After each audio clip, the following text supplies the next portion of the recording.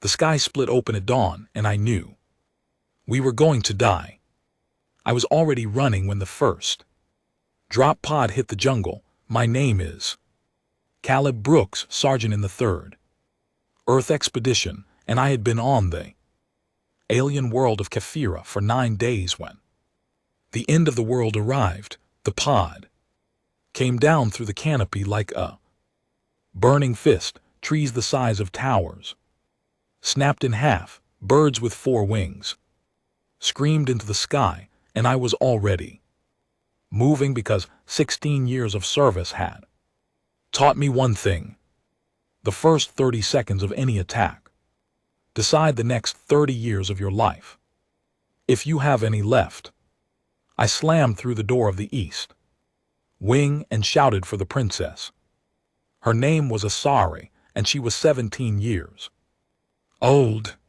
She was the 3rd daughter of the Coral Throne, and I was supposed to be her token guard, her funny little human pet, a gift from the humans to the Valyrian court, a show of trust between 2 species that did not yet trust each other. I had been told very politely that my job was to stand still and look friendly. The real protection came from the Sunshield Guard, 12 silver warriors, 4 arms each, bonded to her since birth, the best soldiers in 3 sectors.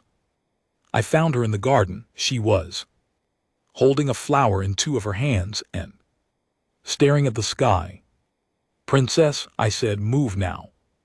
She did not move. She just looked up at the burning trail the pod had left behind and whispered something in her own language. I did not need a translator.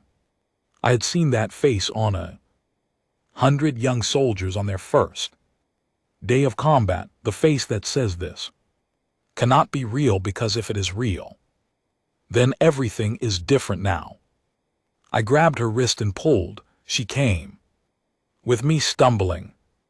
"What is happening?" she asked. Her voice was very small. "Croth," I said, "raid may be worse." "The Croth would not dare," she said. "It was the same thing Captain Thrax had said yesterday. It had been wrong yesterday, and it was even more wrong now."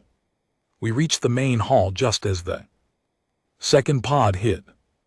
The estate shook. Dust fell from the carved ceiling. Somewhere behind us, a wall collapsed with a sound like thunder. I pushed Asari against the stone and covered her with my body until the shaking stopped. When I stepped back, she was staring at me. All 4 of her eyes were wide. "You are bleeding," she said. I touched my forehead. My fingers came away red. I had not even felt it. Adrenaline does that. It turns your body into a machine and hides the damage until later. "Safe room," I said. "Where is it?" She pointed down the hall with a shaking hand. I pulled her forward and we ran. The hallway was long and made of pale stone. Paintings of our ancestors looked down at us from the walls. Great queens, great warriors, women with 4 arms and silver fur who had carved an empire out of jungle and ice. I wondered what they would think of their descendant now, running beside a small human with blood on his face. I wondered if they would approve. Then I heard boots on the marble behind us, and I spun around with my rifle up. It was Captain Thrax. He was tall even for a Valyrian. His armor was black and gold, the colors of the sun shield. His 4 hands each held a weapon, 2 plasma glaives, a kinetic pistol, and a long curved blade that had been in his family for 6 generations. His silver fur was standing up along his neck. He was breathing hard. Behind him came his 11 warriors, their boots ringing on the stone. "Captain," I said. I lowered my rifle. "Thank the stars. The princess needs to reach the safe room. I can hold the East Corridor while your men take her. Thrax looked at me, then he looked at Asari, then he looked past us at the far end of the hall where the main doors were shaking from something hitting them. On the other side, the shuttle is on the north pad, he said. It lifts in 4 minutes. Good, I said, let us move her. The shuttle is for the guard, Thrax said. I thought I had heard him wrong. I waited for him to say more. He did not. Captain, I said slowly, the shuttle is for the princess. The shuttle is for the guard, he said. Again, we will regroup with the fleet. We will come back for her. Asari made a sound behind me. It was not a word, it was the sound a person makes when something they believed in their whole life breaks in front of them. Thrax, she whispered, Thrax, no. He would not look at her, he would not look at her at all. It is tactical, he said to me. His voice was flat. The Krav take hostages. They will keep her alive. We cannot fight them here. We will return with force. You were bonded to her at birth, I said. My voice did not sound like mine. I was bonded to the throne, he said, not to a third daughter. For a moment I could not speak. 16 years of training and I could not think of a single word. I had seen cowards before. I had seen deserters. I had seen officers sell out their own men for a promotion, but I had never seen anything like this. 12 of the finest warriors in 3 sectors walking away from a girl they had sworn their lives to because the math said she not worth saving. Then the main doors broke.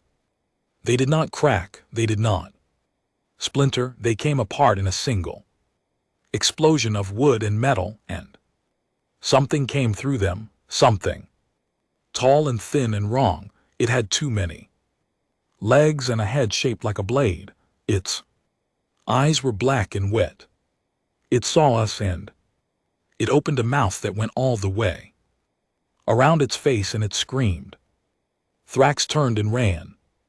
He did not give an order, he did not fire a shot, he just turned and his 11 warriors turned with him and they ran for the north door. 400 years of honor. 12 bonded guards gone, just gone. I raised my rifle and fired 3 times into the thing at the end of the hall. It dropped, another one climbed over it. I fired again, that one dropped too. Behind me, I could hear the sunshield boots getting fainter. I could hear the distant roar of a shuttle engine lighting up. Asari was frozen. She was staring at the empty hall where her guards had been. Princess, I said, my voice was calm. Now because calm was the only thing left. Safe room point. She pointed with a hand that shook so badly I almost could not follow it. Go, I said, run, I will be right behind you. You are not going with them, she whispered. I fired 3 more shots, 3 more. Creatures dropped in the doorway, more were coming. I could hear them now on the roof and the walls, climbing through the shattered garden. Princess, I said, I am a human soldier. We do not run from children. She stared at me. Something changed in her face. I did not know what it was. I did not have time to know. Move, I said. She moved. We ran down the hallway, her bare feet slapping the stone, my boots heavy. Behind her, she led me through a side door, then down a narrow staircase, then through a kitchen that smelled of spice and smoke. Somewhere above us glass shattered. Somewhere below us something scratched at the walls. At the end of a long corridor was a heavy door made of dark metal. She pressed her hand against the pad beside it. The door slid open. Inside was a small stone room. No Windows, one light, shelves of water and food, a single bed. I pushed her inside and followed her in. I hit the lock panel, the door slid shut, the light above it turned red. Asari slid down the wall and sat on the floor. She wrapped all four of her arms around her knees and put her head down.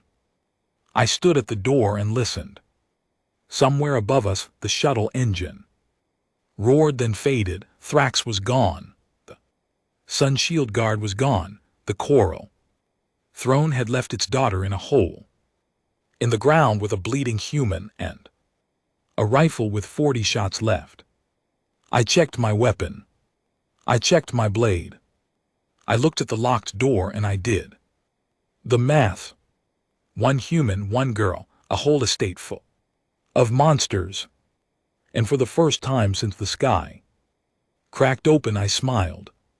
Because the monsters did not know what they had just trapped themselves in a building with. The scratching started 10 seconds after the safe room door sealed shut. I heard it through 3 in of dark metal. Slow, dry sound like claws dragging over bone, then a second set joined it, then a third. They knew we were in here. I did not know how, but they knew. Asari lifted her head from her knees. Her silver fur was matted with sweat and dust. Her 4 eyes were red around the edges.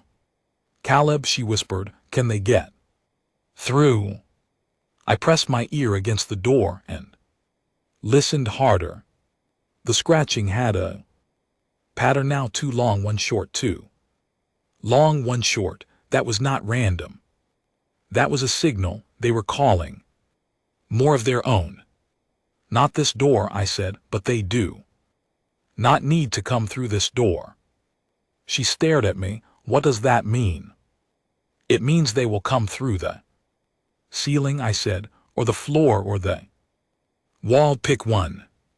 I crossed the small room in 3 steps and pulled the blanket off the bed. Under the bed was stone, solid and smooth. Good. I tapped the walls with the butt of my rifle. 3 of them were solid. The 4th had a hollow sound in one corner. I pressed my hand against it. A vent, a small one, big enough for a child's arm, big enough for whatever those things were to push something through if they found it. I dragged the small metal table across the room and pushed it against the vent. Then I put the food shelves on top of the table. And GT snorts. And GT. Then I put the bed frame on top of the shelves. It would not stop them, but it would slow them down, and slowness was currency now. Asari watched me work. She was very still. You have done this before, she said. Not this exact thing, I said. Something like it. Tell me. I stopped working. I looked at her. She was sitting on the cold stone floor with her knees pulled up to her chest, and she was asking me to tell her a story. Not because she wanted to hear it, because she needed to hear my voice. She needed to believe that I was calm, and if I was calm, then maybe she could be calm too. A long time ago, I said, on a world called Hadrian, my unit was cut off.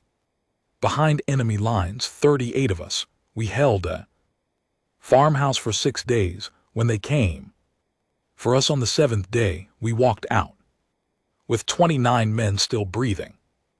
What happened to the other 9? They got us home, I said. That is what they did. She was quiet for a moment, then she said, you are going to get me home. Caleb. It was not a question, it was the first real thing she had said since Thrax ran. Yes, I said, I am. The scratching stopped. I froze. Asari noticed the change and her whole body went still. We both listened. The silence pressed against the door like a weight. Then very softly I heard footsteps, not the sharp tap of Crowath Claw's boots, Valyrian boots, 3 pairs moving. Slowly down the corridor outside. A voice spoke through the door panel. It was deep and calm and smooth as oil. Princess Asari, this is Sub-Captain Veskin of the Sunstone Shield Guard. Please open the door. Asari's head came up fast, hope flared in her eyes like a match. Veskin, she breathed, he came back. I raised my hand, she stopped. Wait, I said. I pressed myself against the door and listened, 3 sets of boots breathing. But light, too light, no weapon charges. Humming, no armor creaking, Valyrian. Armor creaked when you moved in it. I had learned that in my first week at the palace. And there was something else, a smell, coming through the vent at the top of the door, a wet smell, sweet and rotten. At the same time. Princess, I whispered, when did Sub-Captain Veskin leave with the others? He was on the shuttle, she whispered. Back, I saw him board. Then how is he back? Her face changed, the hope died. Princess Asari, the voice said again. It was exactly the same tone, same pauses like a recording. Please open the door, the estate is secure, we have returned for you. I knew that voice now, I had heard it. Yesterday at dinner, I had heard it 5 minutes ago when Thrax was telling me. The shuttle was for the guard, the Kroth had found a way to copy it, or they had found a throat that could make it.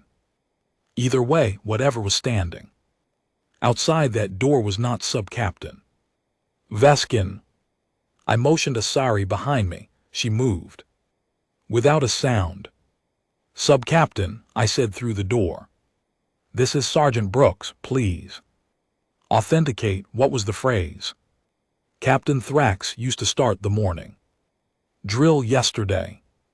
Silence. The voice came back smooth and calm. Open the door, Sergeant, that is an order.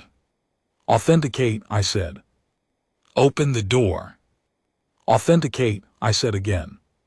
The voice did not speak anymore. For a long 5 seconds nothing happened. Then something hit the door, not a hand, not a claw, something heavy and sharp with weight behind it. The metal rang like a bell. Asari flinched against the far wall. The thing outside hit the door again. And again, and a 4th time. Each hit was harder than the last. The dark metal was thick, but nothing is thick enough. Forever. I looked around the small room. My eyes moved fast now in the way they move when the body knows it is running out of time. And the brain is trying to keep up. Food. Shelves, blanket, small lamp, water. Bottles, a first aid kit bolted to the wall, a thin metal bed frame, my rifle. My pistol, my blade, and 40 shots of charge. And then I saw it, up in the corner of the ceiling, a gray panel with a small fan behind it, an air recycler standard issue on every Valyrian safe room, and behind that fan was a shaft that lit up. I had seen a diagram of this design in the briefing packet. Princess, I said, how thin are you? She blinked at me. What? The air shaft, I pointed up. Can you fit? She looked up at the panel, her 4 eyes narrowed. Yes, I think so. Good, climb on the shelves, pop the panel, go up, do not stop. Do not come back down until I call you. Caleb, I am not leaving you. Princess, my voice was harder than I meant it to be. She stopped talking. If that door breaks with you on this side of it, everything I have done today means nothing. Do you understand me? Go up now. She looked at me for 1 long second. Then she nodded once and climbed. She was fast, faster than I thought she would be. 4 hands made climbing easy. She was on top of the shelves in 3 seconds and popping the panel in 5. A gust of cool air came down from the shaft. She pulled herself up into it and vanished, and for a moment I was alone in the small stone room with a door that was starting to bend inward. The hitting stopped. I waited. My rifle was up. My breathing was slow. Then the door exploded. It did not swing open. It did not slide. The whole thing came out of its frame in one piece and flew across the room and smashed the bed frame into the far wall. A wave of heat and dust rolled over me. Through the empty doorway, I saw what had been standing in the corridor. It was tall, much taller than a Valyrian. Its body was the shape of a croth, but its head was wrong. Its head had a silver face stretched over it. Valyrian face. Sub-Captain Veskin's face, or what was left of it, pulled over something that had never been meant to wear a face at all. I did not think. I fired. The first shot hit the face and blew half of it away. The thing screamed, and the scream was two voices at once. One was the Croth's shriek from the main hall. The other was Sub-Captain Veskin's voice, still trying to finish the sentence he had been ordered to say. "Open the door, open the door, open the..." I fired again. It dropped to its knees. I fired a third time. It fell forward and did not move. Behind it in the corridor, I saw them. 3 more, bigger, older. Their chitin was darker, their limbs longer. These were not the drop troops from the main hall. These were something else. Hunters, trackers, the kind of creatures a species sends when the first wave fails. They saw me. They did not charge. They studied me. One of them tilted its blade-shaped head to the side, and I swear to every power that ever watched over a soldier, that thing was thinking. It was looking at me, and it was measuring me. It was working out what I was and whether I was worth the cost. I did not give it time to finish the math. I grabbed the blanket off the floor. I grabbed the lamp off the shelf. I smashed the lamp and poured its oil across the blanket. I hit the blanket with a spark from my rifle vent. It caught fire in 2 seconds. I threw it through the doorway. The corridor filled with smoke and flame. The 3 hunters pulled back. They were not afraid of fire, I could tell, but fire hid me, and they did not like that. They did not like not being able to see what they were fighting. I used the smoke. I climbed the shelves. I pulled myself up into the air shaft and kicked the panel shut behind me. The shaft was narrow and cold and dark. Somewhere above me, I could hear a sorry breathing, quiet, controlled, careful. "Keep moving," I whispered. "Up, straight. Up, there will be a junction. Go left." "How do you know?" "Standard Valyrian design," I whispered. "I read the book." We climbed. Below us, the hunters were in the safe room now. I could hear them turning it over, looking for us. It would not take them long to find the shaft. Maybe 2 minutes, maybe less. Asari reached the junction. She went left. I followed. The shaft got tighter here and hotter. It was carrying air from somewhere warm. My shoulder was bleeding into my shirt. My hands were slick, but I kept climbing. "Caleb," Asari whispered. "Yes." "What was that thing, the one that wore Veskin's face?" I did not answer right away. I was thinking about it, about what it meant, about what kind of enemy has the time and the skill to wear another person's face like a mask. "It was a message," I finally said. "A message for who?" "For me," I said. "They know I am here, and they are telling me that they are not going to stop." She was quiet for a moment. Then we do not stop either, she said. I smiled in the dark small thing, but real. No, princess, I whispered, we do. Not. Above us the shaft turned and opened. Into a wider space, pale light was coming down from somewhere ahead. I could hear wind, the smell of wet jungle and outside smell. The estate had another level above the ground floor, a hunting platform built into the canopy. I had noticed it when I first arrived and thought it was a strange thing for a royal home. Now I understood every royal home had an escape route. This was ours. Sorry, I whispered, do you know the path from the platform? I know it, she said. I have climbed it since I was a child. The river is in our south. There is a ranger station on the far bank. Then that is where we are going. Behind us, far below, I heard claws hit metal. The hunters had found the shaft. We climbed faster. The platform bent under my weight the moment my boots hit the wood, and I knew the bridge was already dying. Asari was 3 steps ahead of me, moving on all 6 of her limbs the way Valerians do when they really need to run. Her silver fur caught the dim green light of the jungle canopy. Below us, through the slats of the hunting platform, I could see the shaft opening we had just crawled out of. Something was coming up through it. I did not look twice. Move, I said. She moved. The platform was built into the trunk of a giant tree, and a rope bridge led from it across a wide gap to another tree. The bridge was old, the ropes were thick, but worn. It swayed in the hot wind like a tongue.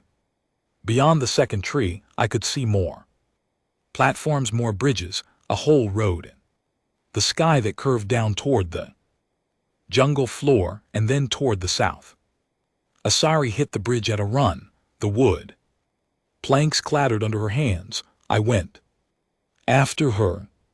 The rope bridge was 30 m long. I was halfway across when I heard the claws on the platform behind me.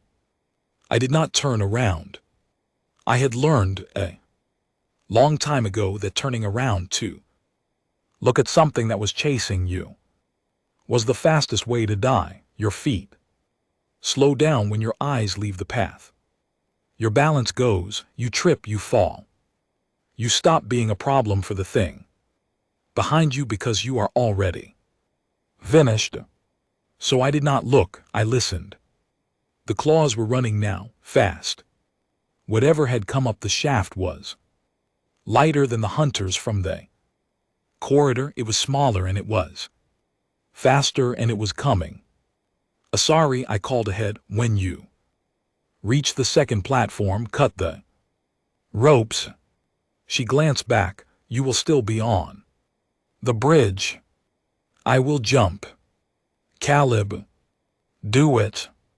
She reached the second platform in 6 long bounds. She spun around and pulled a small knife from her belt. It was a ceremonial thing, not much bigger than my finger, but the edge was sharp. She began sawing at the 2 ropes that held our end of the bridge to the tree. I was 20 m away, running flat out. Bridge was bouncing hard now, and every time my boot came down, the whole thing swung sideways. My bad shoulder was screaming. My thigh was leaking blood down my leg. My lungs felt like they were full of smoke. Behind me, the claws hit the bridge. It changed everything. The bridge dropped 2 ft as the weight came on. I almost went over the side. I grabbed the guide rope with my free hand and kept running.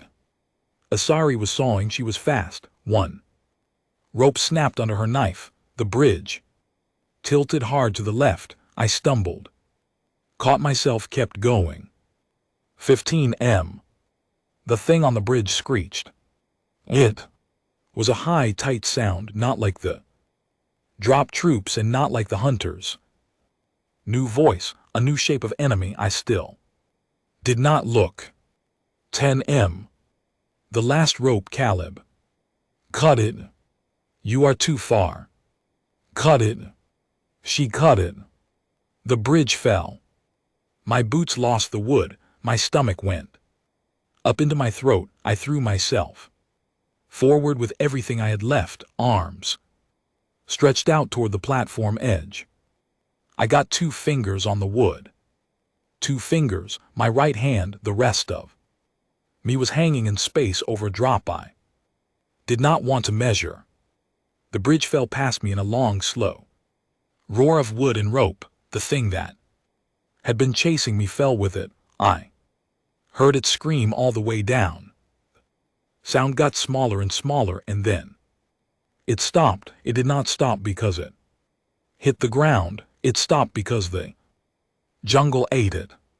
Asari's 4 hands closed around my wrist at the same moment.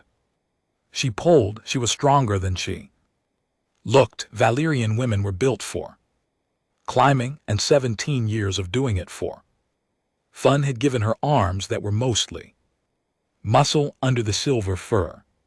She hauled me up onto the platform, and I rolled onto my back and lay there, staring up at the green canopy. Do not stop, she said, but she was panting too. Her chest was heaving. Do not stop, Caleb. Get up. Give me, I said, 10 seconds. She gave me 5, then she pulled me up by the front of my jacket. I did not complain.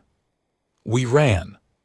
The canopy road was built like a spider web, bridges between trees, small platforms at every junction. Some of the bridges were rope, some were wood planks with iron chains.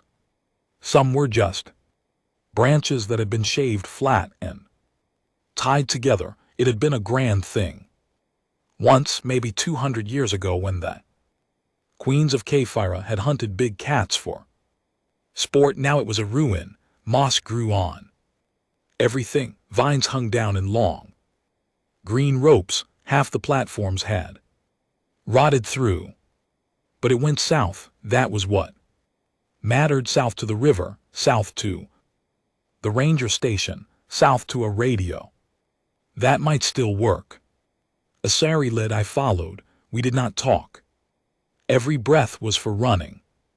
After maybe 10 minutes, we hit a platform where 3 roads met. Asari skidded to a stop, and I almost ran into her back. She was staring down at the wood. I looked where she was looking. There was a body on the platform. It was a Valyrian, a young male wearing the gray uniform of the estate staff.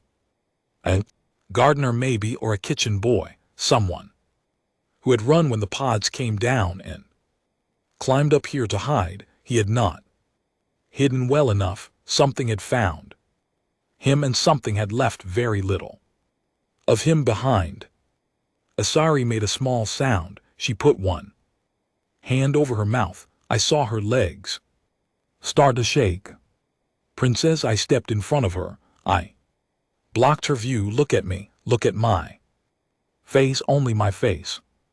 She looked. We do not have time for this, I said. I'm sorry. I know him. You knew him. We cannot help him, but if we stop here, we join him. Do you understand? She nodded. Her eyes were wet. What was his name? I asked.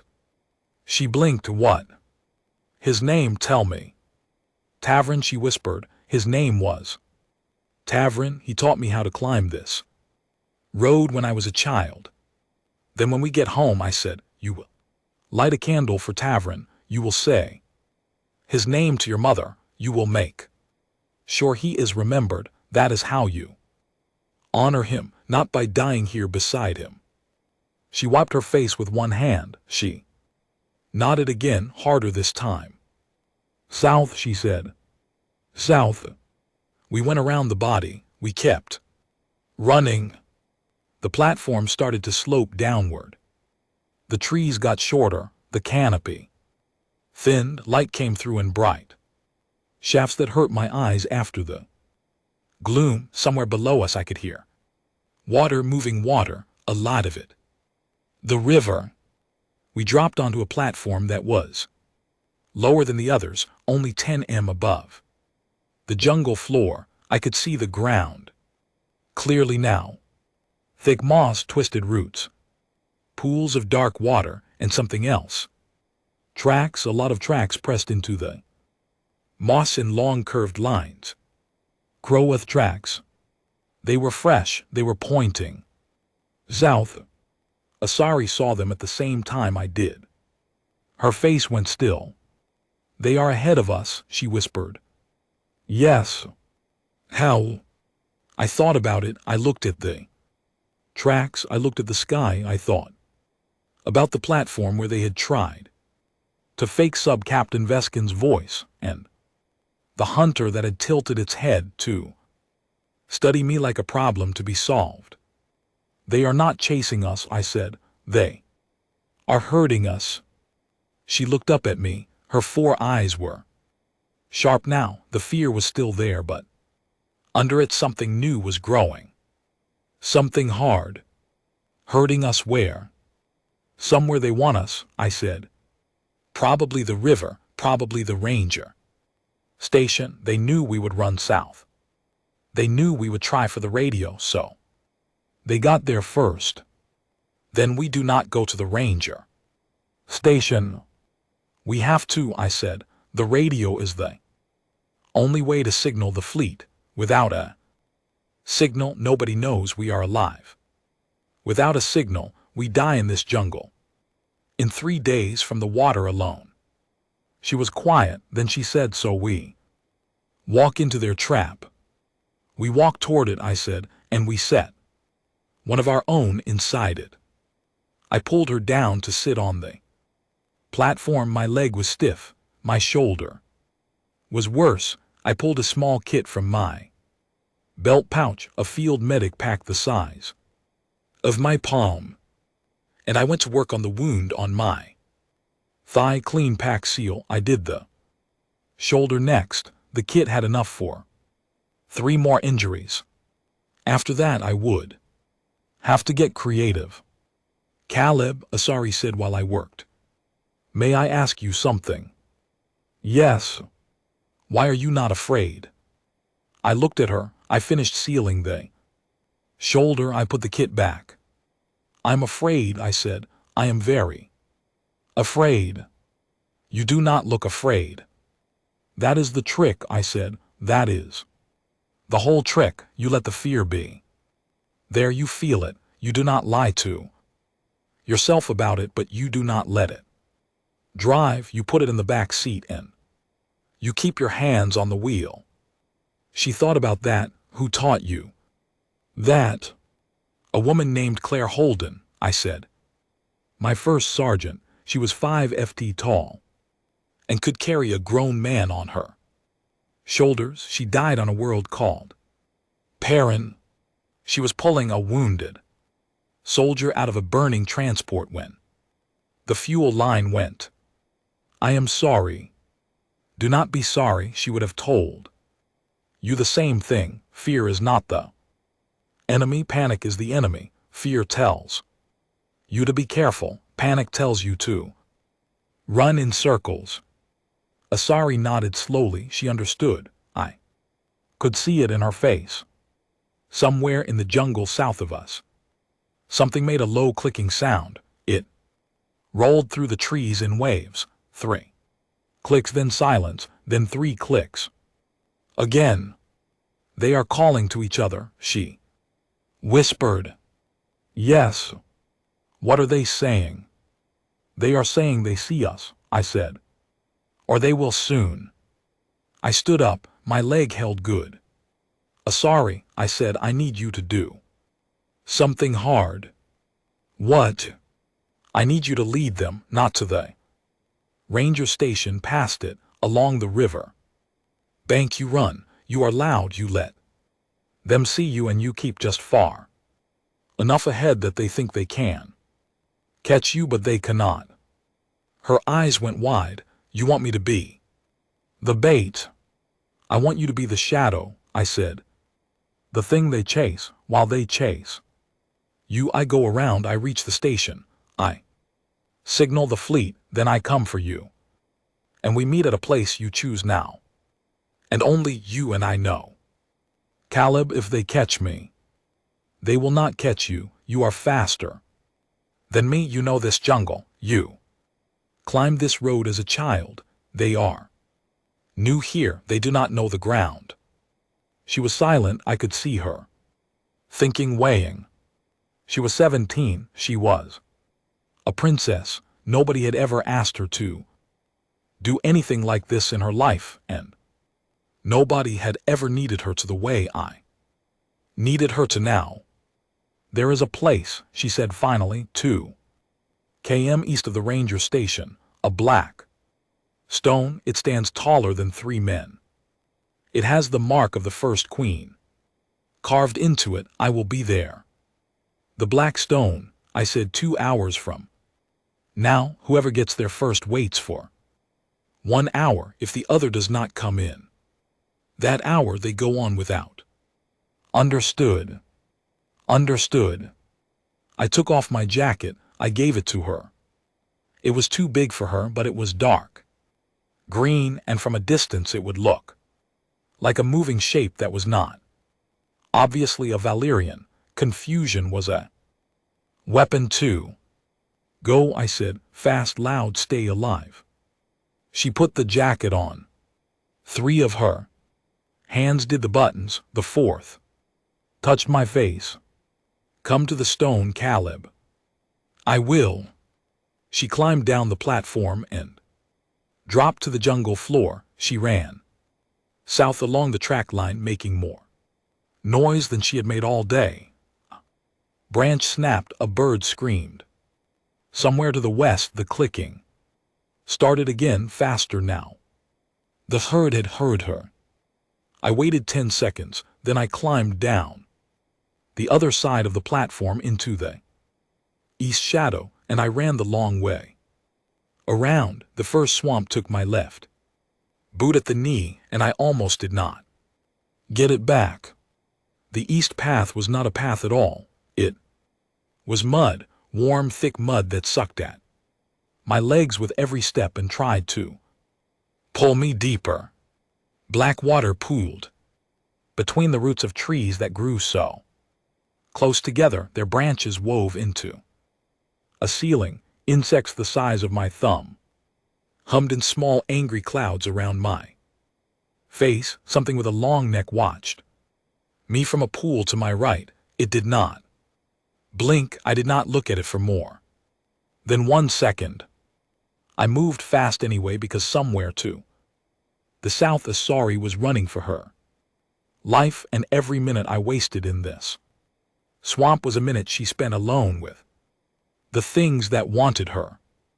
I had a compass. I had a rough map of the estate grounds I had memorized on my second day at the palace. I had a rifle with 31 shots left, and a pistol with 9 rounds, and a blade I had sharpened 3 nights ago because I had been bored and my hands had wanted work. That was the inventory. That was what I had to walk into a trap with. I kept going. The ranger station was a kilometer east of where the Croth tracks had split. I had seen it once on a map in the palace library when Asari had been showing me the geography of her summer home. Small wooden building on a rise above the river, a tall antenna on the roof, a generator shed, a dock. It was used twice a year by the royal game wardens. Right now it should have been empty. Should have. I was not counting on it. The swamp thinned as the ground rose. The mud turned to wet earth, then to packed dirt. And GT snorts. And GT. The trees got taller and the canopy let more light through. I could hear the river now, not the distant sound I had heard from the platform, but a close Steady rush. It was a big river, faster than I had expected. That was useful. Fast rivers covered noise. Fast rivers did not freeze over. Fast rivers carried things away. I dropped to one knee behind a fallen log and listened. Birds, wind, water, and far to the south, a single high shriek that might have been a Croth signal. It was not close. Asari was leading them well. She was keeping them on her trail and away from me. Brave girl, braver than any sunshield guard I had ever met. I crawled up the rise on my belly. The ranger station came into view through the trees, small square, built of dark wood on a stone foundation. The door was open. That was the first wrong thing. Ranger would never leave a door open in this jungle. Too many things would walk in. The second wrong thing was the antenna.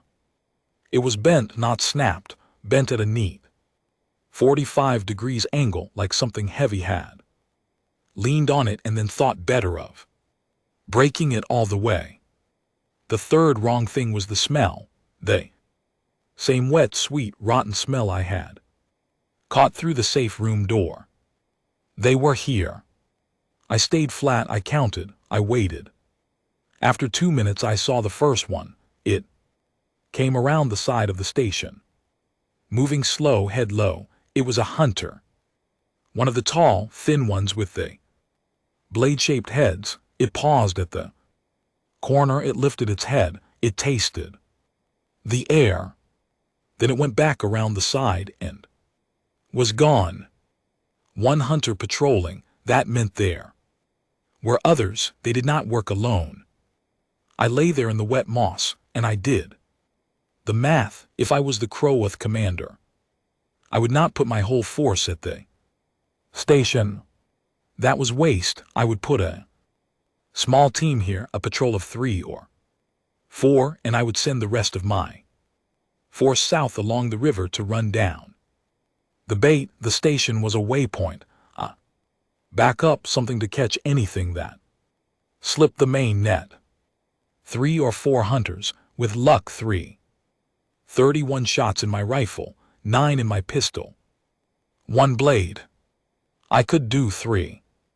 I crawled left around the rise until I was on the north side of the station. The generator shed was here, behind it. The antenna pole came down to a box mounted on the wall. If the antenna was bent but not broken, the radio inside might still work. I crawled the last 10 m on my elbows.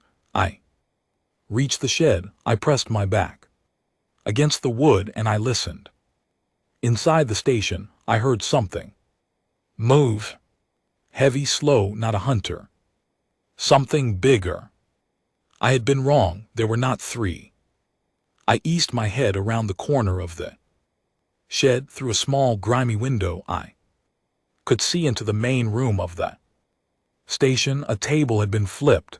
A chair was broken, and standing in the middle of the room was something I had not seen before. It was huge, twice the size of the hunters. Its chitin was not black, but dark red, the color of old dried blood.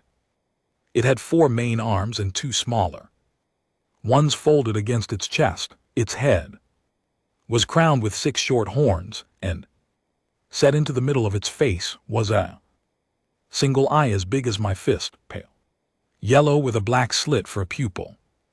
A commander, a leader, the brain of the pack.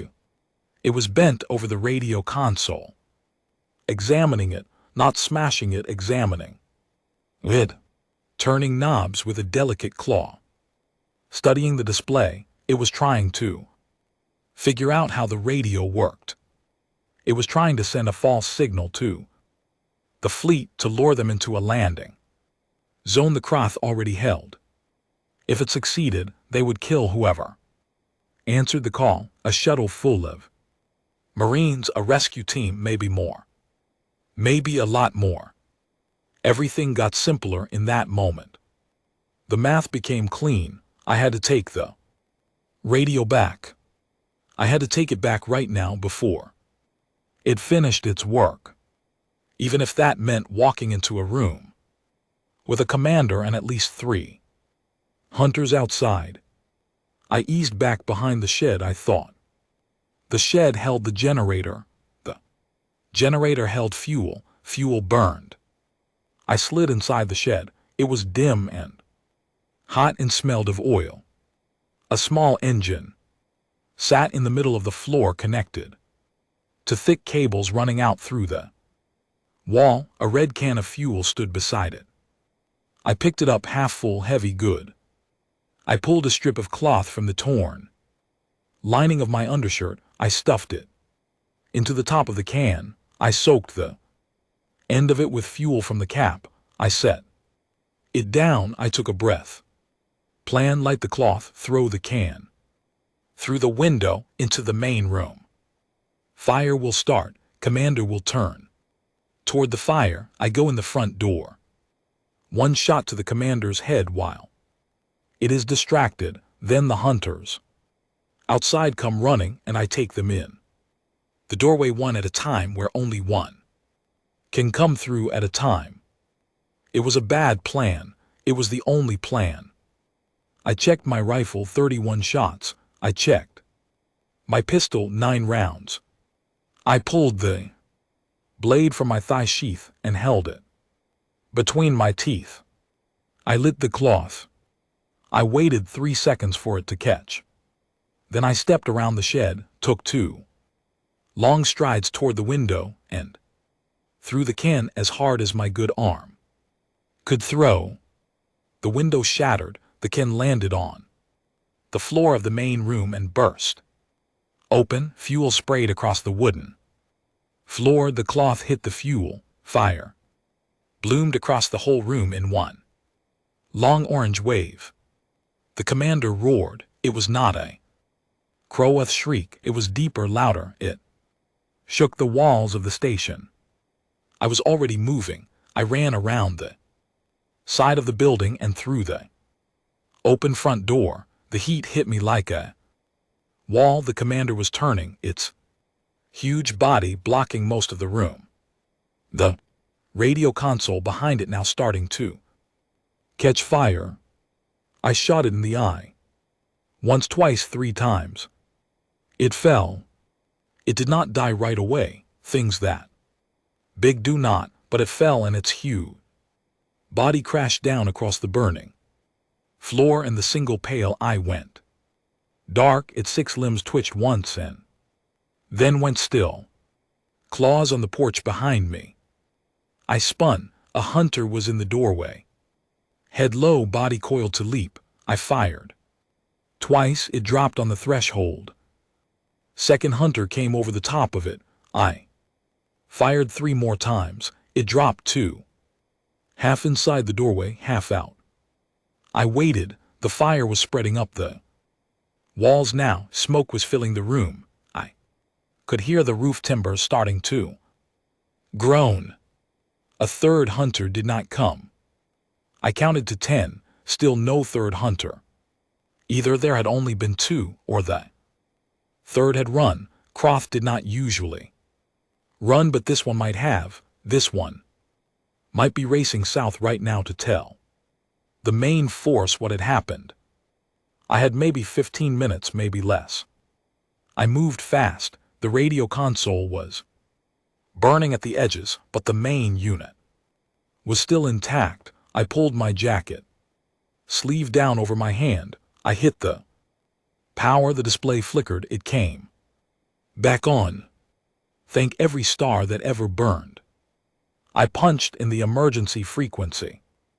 The one Colonel Ward had made me memorize before I left Earth. The one that went not to local relay, but to the nearest human fleet vessel.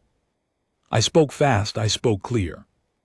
This is Sergeant Caleb Brooks, 3rd Earth Expedition, attached to the Valerian Imperial Court. I'm transmitting from the ranger station on the Kalen River, Kephira Prime. The Estate has been overrun. Croth forces on. The ground, estimated numbers 300 plus. With at least one commander class. Present, heir daughter Asari Vorkil is alive and in my protection. The Valyrian Sunshield Guard abandoned. Position, I repeat, the Sunshield Guard. Abandoned position. We are proceeding to rendezvous point. East of Ranger Station, any ship on this frequency, please respond, please. Respond. Static. Long static. I stood in the burning room with a dead commander at my feet and a bent antenna over my head, and I listened to static. Then a voice came through. Sergeant Brooks, this is the Earth. Carrier Northwind holding in high orbit. Over Kefira, we have your signal. Say. Again on the status of the princess. It was a woman's voice, calm, sharp. Exactly the voice I wanted to hear. Princess is alive, I said. Princess is running a decoy pattern south of my position to draw Croath forces away from the station. I am proceeding to rendezvous with her now. Request immediate combat drop on my beacon. Understood, Sergeant. We have been holding position for 6 hours waiting for a ground signal. The Valyrian fleet refused to provide one. They claimed the situation was under control. I almost laughed. I did not. Ma'am, the situation is the exact opposite of under control. Understood. Combat drop is authorized. First team hits ground in 18 minutes. Bring that princess home, Sergeant. Yes, ma'am. I dropped the handset. The fire was in the ceiling now. I did not have time to do anything else. I pulled the small beacon from my belt, the one every expedition soldier carried, and I armed it. I set it on the console. I ran. I came out of the station into clear air. Just as the roof collapsed behind me, wave of heat pushed me forward. I did not look back. East 2 km, the Black Stone. I ran. The forest here was different from the swamp. The ground was higher, drier, covered in a thick carpet of red leaves that crunched under my boots. The trees were shorter. The light was good. It was easier to move, but it was also easier to be seen. I ran anyway. Every second counted now. Asari had been leading the main Croth force south for at least an hour. She could not keep that up forever. She was 17 years old, and she had been running on fear and wind for the entire day. At some point, her body would fail her, or she would make a wrong turn, or she would step in a hole and they would have. Sorry. Not today, not while I still had legs. I ran for what felt like forever. My lungs were on fire. My thigh wound had opened up again. I could feel the blood running down into my boot. I did not slow down. 20 minutes later, I saw it. The Black Stone rose above the trees, like a tooth, taller than 3 men. Just as she had said, the carving of the First Queen was still visible on its face. The weather had worn most of the detail away. The stone stood in a small clearing with red grass around its base and yellow wildflowers that looked almost like the flowers back home. I slowed to a walk. I circled the clearing first. I did not see any Croth tracks. I did not see Asari either. I was first. I checked the time. I had 40 minutes before the hour ran out, and the rendezvous rules said I should move on without her. I was not going to move on without her.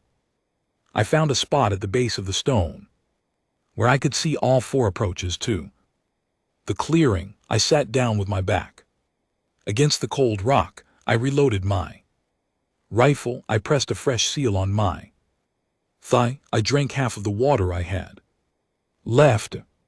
Then I waited. 10 minutes passed. 20. 30 snorts. Somewhere far to the west, I heard the distant thunder of drop pods hitting. Atmosphere, human drop pods this time. The north wind was delivering. 35 minutes. I stood up, my bones hurt, my hands were shaking from low blood sugar. I scanned the clearing one more time. And then I saw her. She came out of the trees on the south side of the clearing. She was stumbling. My jacket hung off her shoulders. One sleeve was torn. There was blood on her. Silver fur, a lot of it, but none of it looked like it was hers. She was holding one arm against her chest like it was hurt. Her face was gray with exhaustion. But she was smiling. She saw me and she smiled, and she walked across the clearing to me on legs that barely held her up. "Caleb," she whispered when she reached me. "I did it. I caught her before she fell." "You did it, princess," I said. "You did it." Behind her, at the far edge of the clearing, something moved in the trees. And it was not a rescue team. I saw the shape in the trees, and I knew we had about 6 seconds before it charged. Asari was half in my arms, half on the ground, her legs gone soft under her.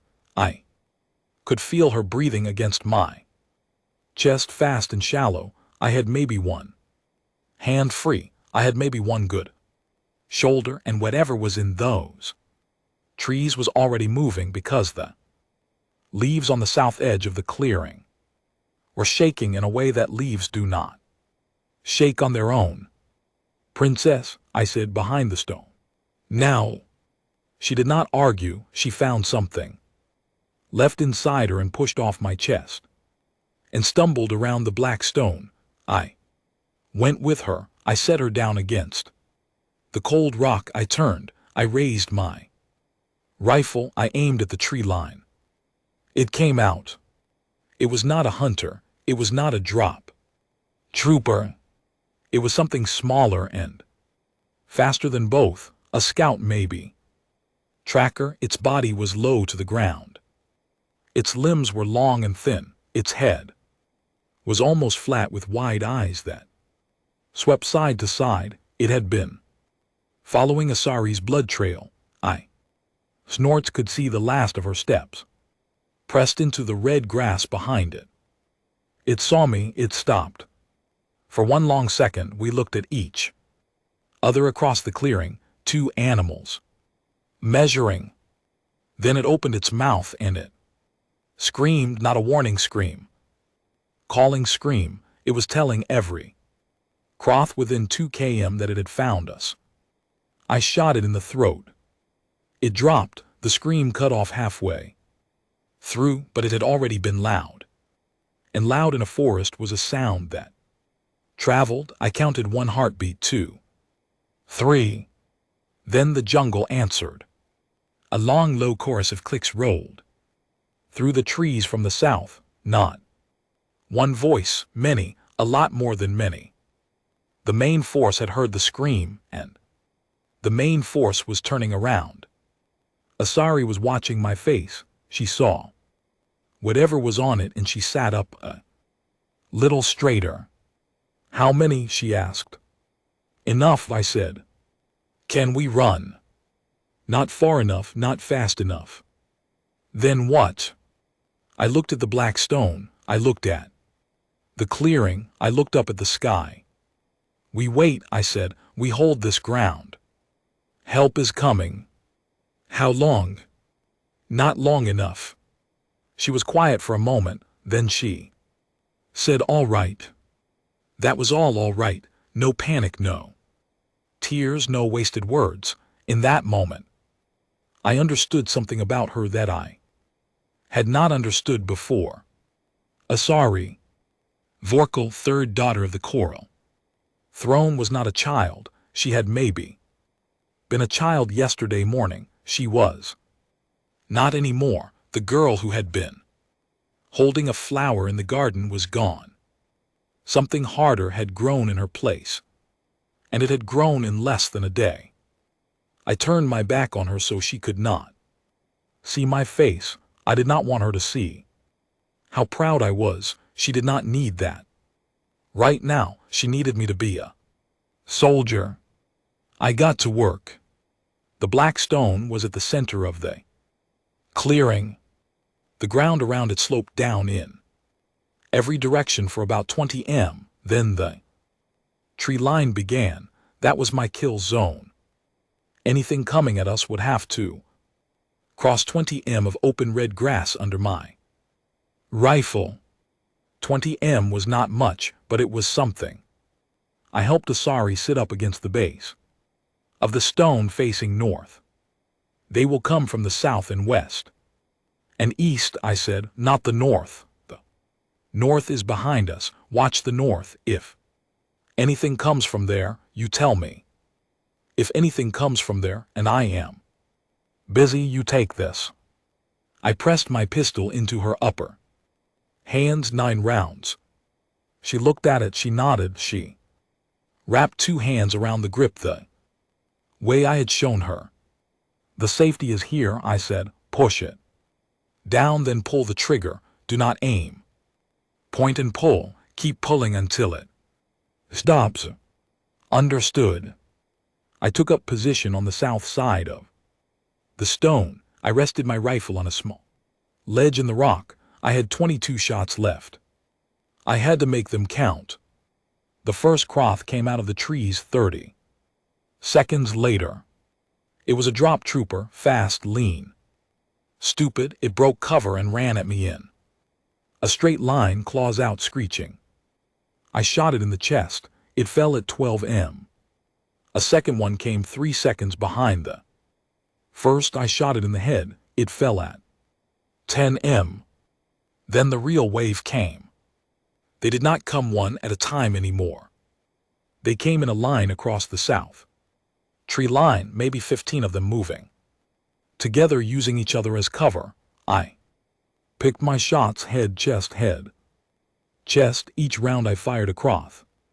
Dropped, but for everyone I dropped 2 more, stepped over its body and kept coming. Caleb, Asari called behind me. Her voice was tight. East side. I spun. 4 more croth were breaking out of the east tree line. I shot the first. I shot the second. I turned back south and shot another 2 from the main wave. My shoulder was screaming. My hands were shaking. My count was bad, but I thought I had maybe 14 shots left. The east croth closed the distance. 1 of them made it to the base of the stone. I did not have time to turn. I heard Asari's pistol fire. 3 shots, fast, clean. The croth made a sound I had never heard. A croth make, and it fell backward into the grass. 1 of the shots had hit its eye. The other 2 had hit its chest. Good girl, I breathed. West, she called. West now. I spun again. The west side was open ground. 3 more croth were sprinting at us across it. I fired. 2 dropped. The third kept coming. I fired again. Nothing. Empty. I dropped the rifle and pulled my blade from my thigh. The third croth closed. It leapt at me. I went low under its jump. I brought the blade up as it passed over me. Weight of it came down on the blade, and the blade did its work. The crow crashed into the stone and did not move. I came back up. I reached down and pulled the rifle power pack from the body. Matched caliber compatible cells. I slammed it into my own rifle. 12 more shots. I turned south again. The main wave was closer now. 8 of them still coming. 10 m. 9. And then the sky ripped open. A high, thin whine grew into a roar. Shadow passed over the clearing. 3 earth drop pods came down through the canopy in a tight cluster. They hit the Ground on the south side of the clearing, just inside the tree line with a sound, like 3 hammers falling on 3 anvils at once. The pods opened. 6 Marines came out of each pod, Earth. 3rd Expedition armor, black and gray. Full combat gear, 18 Marines there.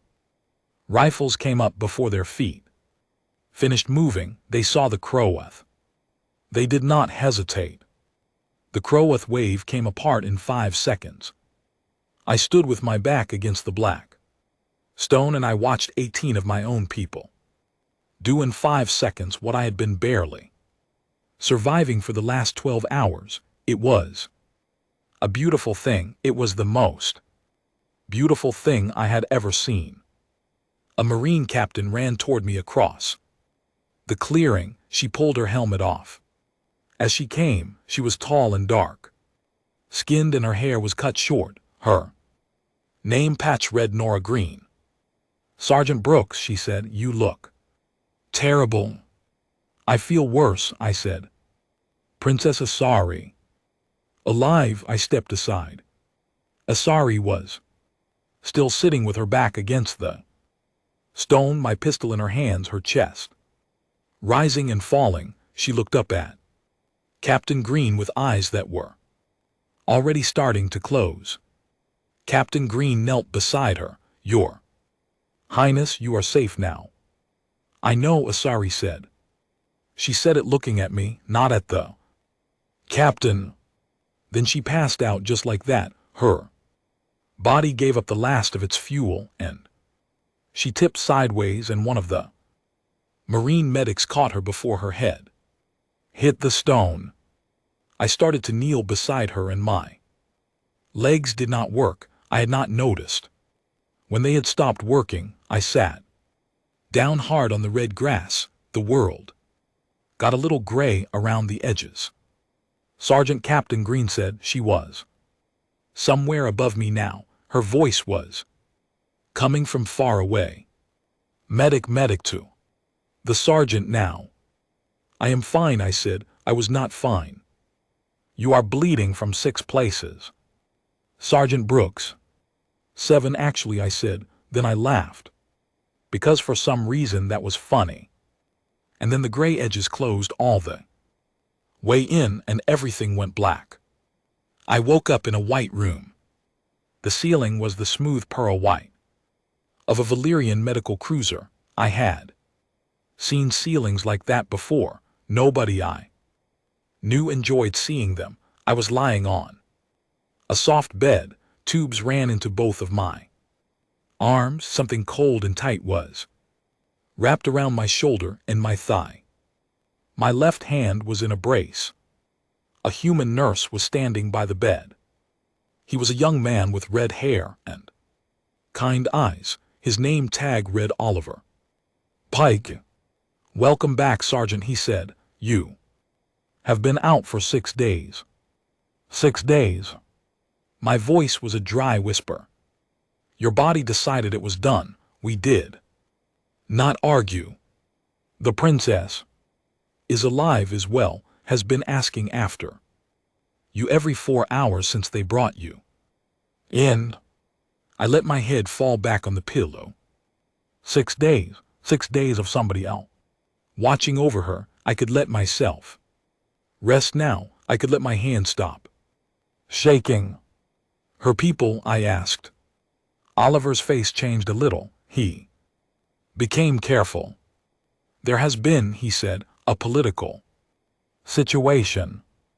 He did not have to say more. I could guess the rest.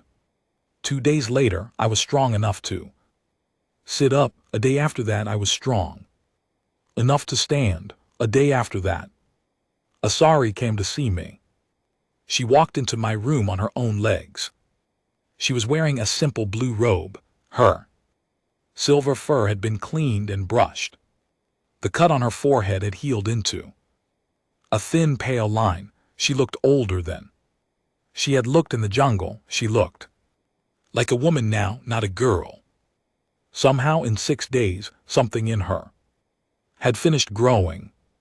She crossed the room and she sat on the edge of my bed. Two of her hands took one of mine, the other two folded in her lap. "Caleb," she said. "Princess." She shook her head. "Not princess, not from you, not ever again." "All right, Asari." She smiled. It was a tired smile, but it was real. "My mother, the queen, has asked to meet you," she said, "tomorrow in the great hall." "That sounds important." "It is the most important meeting the Coral Throne has held in 400 years. I looked at her. "What is happening?" "Asari." She took a long breath. "Captain Thrax and his 11 Sunshield guards have been arrested. They are to be tried for the breaking of the sacred bond. It is a charge that has not been brought in 4 centuries. The penalty, if they are found guilty, is exile. Some in the council have called for death." I thought about that. I thought about the long, empty corridor in the estate. I thought about the sound of Sunshield boots running away. "What do you want?" I asked her. "What do I want?" "For Thrax, you decide. The queen will listen to you. What do you want?" She was quiet for a long time. She looked down at my hand. "I want him to live," she said finally. "I want him to live a long time. I want him to wake up every morning for the rest of his life knowing that a human kept me alive while he ran. I want his name spoken with pity and with shame until the day he dies, and then I want his name forgotten." "That is a hard thing," I said. "He earned it." "Yes," I said, "he did." She was quiet again. Then she said, "There is something else." "Go on." "The Queen and the Council have voted. They wish to adopt you into the House of Vorkal, to give you a name in our language, to make you one of us by law and by blood as far as their law can reach. You would be my brother in their eyes. You would be in the line of succession." I stared at her. "I'm sorry. I know it is much. It is too much. It is the smallest thing they can do," she said, "and they know it is too small." I thought about it. I looked at the ceiling. I thought about a hallway and a doorway and a fire in a ranger station. I thought about Claire Holden, who had died pulling a man out of a burning transport on a world called Perrin, and who had taught me that fear goes in the backseat. I thought about the 100 things I had done in 16 years of service that nobody would ever put on a record. "I do not want a title," I said. "I thought you would say that. But I will not say no to your mother without hearing her out. It would be rude. My mother will appreciate that." I turned my head and looked at her. She was still holding my hand with 2 of hers. She looked very young in that moment and very old at the same time. "Sorry," I said. "Do you know why I did not run?" "Tell me." "Because you were 17, I said, "and nobody else was going to stay, and I could not live with the version of myself that had walked out of that room with them." "I know," she said. "You said something like that in the hallway, but I do not think that is the whole reason." "What do you think is the whole reason?" She thought for a moment. "I think it is because somewhere inside you there is a thing that does not know how to run. I do not think you put it there. I do not think you chose it. I think it is what you are." "And what is that?" She smiled, a small, tired, beautiful smile. "Human," she said. 3 weeks later, I stood in the great hall of the Coral Throne while the Queen of Kefira spoke my name in her own language. She spoke for a long time. A lot of people watched. I did not understand most of what she said. I understood the feeling of it. I Understood the weight. When she was done, Asari stepped forward. She was wearing a long white dress now with silver thread woven. Through it she carried a small black box in two of her hands. She opened it. Inside was a medal, not a Valyrian medal, a human one, the star of the third expedition, the highest honor Earth gave to soldiers who had done things nobody asked them to do. How did you get that? I whispered. I called your Colonel Ward, she whispered back. I asked her politely. You asked my colonel for my medal. I asked her for the right one, she agreed. She pinned it to my chest. Her hands were steady. When it was done, she took my hand and she walked me to the edge of the hall, where a tall window looked out over the jungle. The sun was going down. Canopy was a sea of gold and green. Caleb, she said, will you stay on Kefira for a while? For a while, I said. Will you teach our new guard the human way, the way that does not run? I thought about it. I thought about a whole generation of young Valyrians learning what a protector was from the ground up, with no old songs and no 400-year legends to lean on, just the simple truth. You stay, you plant your feet, you do not let the thing in front of you get past. I will teach them, I said. Thank you. On one condition. Name it. You take the first class, I said. Front row, no special treatment. You earn it the same as everyone else. She laughed. It was the first time I had heard her laugh since the morning the sky cracked open. It was a good sound. It was the sound of a girl who had not been a girl for a long time, remembering that she could still be one just for a minute at the end of a long, hard road. Agreed, she said. We watched the sun finish its fall.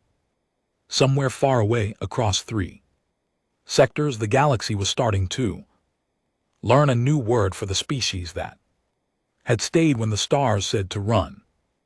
It did not translate easily. It still does not. The closest any tongue has come is this. The ones who stay.